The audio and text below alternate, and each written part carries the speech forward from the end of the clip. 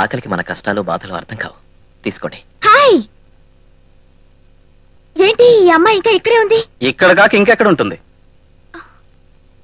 అది వాడి permanent keep. మీరు? నేను మహాలక్ష్మి భర్తనండి.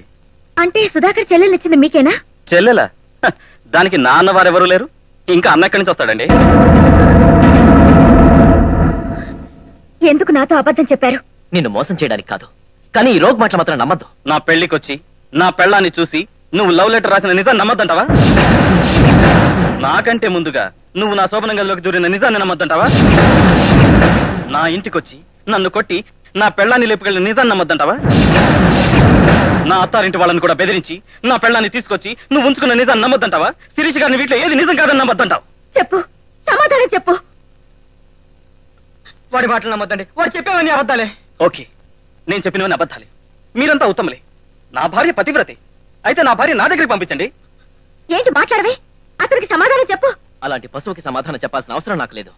ఓకే, అతని భార్యని ఇప్పుడే అతని దగ్గరికి పంపించే. పంపిస్తే తీరిపోయే సమస్య కాదు ఇది. అంటే పర్మనెంట్ గా నీ దగ్గర ఉంచుకుంటావా? పంపిస్తే వాడు అమ్మాయిని చంపేస్తా అండి. షటప్, చంపుకుంటాడో చస్తాడు, మీకేంటయ్యే సంబంధం? అతని పెళ్ళం అతని ఇష్టం. అయినా అసలు ఏ ఆడపిల్లకి కష్టాలు వచ్చినా ఆదుకుంటూ పోవడానికి నువ్వేమైనా రాజా రామ్మోహన్ రాయ్వా, లేక కందుకూరి వీరేశలింగానివా? సాటి మనిషిని ఆదుకోవడానికి రాజా రామ్మోహన్ రాయలు వీరేశలింగాలు కానక్కర్లేదు. మానవత్వం ఉంటే చాలు. I don't want this type of nonsense. ముందు అమ్మాయిని ఇక్కడి నుంచి పంపించు. సారీ, ఈ విషయంలో నా నిర్ణయం మారదు. నిర్ణయాలు మార్చుకోలేనంతగా దీంతో సుఖానికి అలవాటు పడ్డావా?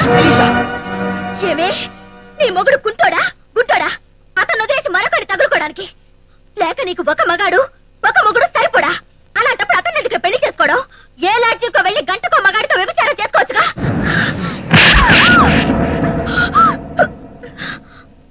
ఆడదానివి, కష్టాల్లో ఉన్న ఆడదాని మీద సానుభూతి చూపిస్తావనుకుంటే ఈ వెధవ వాటిని నమ్మి నన్నే అనుమానిస్తావా? ప్రాణంగా ప్రేమించిన వాడిని కూడా నమ్మని ఆడదాన్ని పెళ్లి చేసుకోబోతున్నందుకు సిగ్గుపడుతున్నాను. నువ్వు సిగ్గుపడుతున్నా, నేను అసహించుకుంటున్నాను. ఐ లవ్ యూ శిరీష, నువ్వు లేకపోతే బతకలేదు అని చెప్తే గుడ్డిగా నమ్మాను. మిస్టర్ మురళీకృష్ణ, నువ్వు చేసిన మోసానికి I won't leave you. I see you end.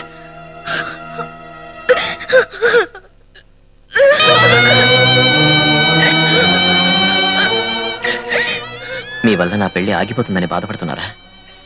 అలాంటి దాంతో నా పెళ్లి జరగకూడదనే కోరుకుంటున్నాను. భర్త అనుమానించేవాడైతే భార్యకి ఎంత నరకమో, భార్య చెప్పుడు మాటలు వినేదైనప్పుడు భర్తకి అంతే నరకమండి.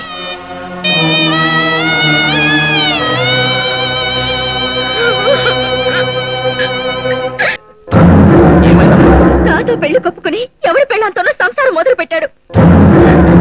నన్ను వదిలేమన్నందుకు నన్ను కొట్టేటాడి. వాడన్నా చావాలి, నేనన్నా చావాలి. ఆ ఛాన్స్ ఎవరికిస్తావో నువ్వే తెలుసుకో.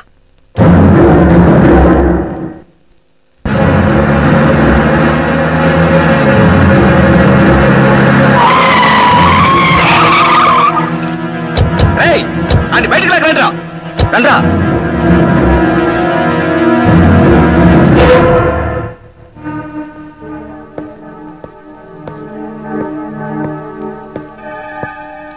ఏమ్రా, పెళ్లికి ముందే కీప్ను మెయింటైన్ చేస్తావా? అంత మగవరమైనవా నువ్వు? నిజంగానే అంత మొగాన్ని అయ్యుంటే నీ కూతుర్ని ప్రేమించి పెళ్లి దాకా ఎందుకు వచ్చావాడిని? ఈవిని కూడా కీప్ గా మెయింటైన్ చేసేవాడిగా. అంత నీతిపరని అయితే నా బిడ్డను ఎందుకు మోసం చేసినావు? నేనేం మోసం చేసిన పబ్లిక్ లో ప్రూవ్ చేసి నన్ను ఏమైనా చెయ్యి. ఏమైనా చేసేదేమిట్రా? నిన్ను ఇక్కడిని మంట చేస్తా. ప్రేమ పేరుతో నా బిడ్డను లేపుకుపోయి పెళ్లి దాకా తీసుకొచ్చినావు. నీలాంటి గలీజ్ గాని నా అల్లుని చేసుకోవటం ఇష్టం లేకపోయినా నా బిడ్డ ఇష్టపడిందని ఒకే ఒక కారణంతో పెళ్లి ఒప్పుకున్నా. బుద్ధిగా నా బిడ్డను పెళ్లి చేసుకుని సుఖపెట్టాల్సింది పోయి వేరొక పెళ్ళాన్ని మెయింటైన్ చేస్తావు. అంజనప్ప, ఆ అమ్మాయి గురించి ఇంకొక లూజు మాట మాట్లాడితే శవాలు లేచిపోతాయి.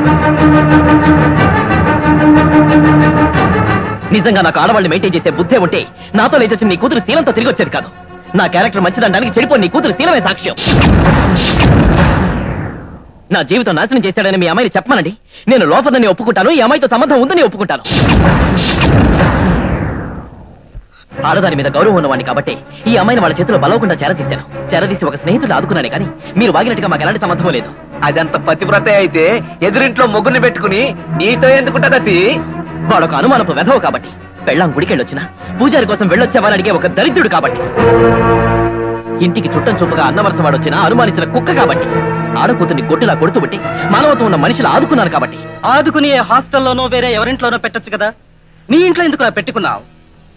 వాడి ఇంటి పక్కన చేరి వాడి పెళ్ళాన్ని లైన్లో పెట్టుకున్నావు కాబట్టి అది మొగుడు వదిలేసింది. మీ ఇద్దరి మధ్య ఖచ్చితంగా రంకుతనం ఉందిరా.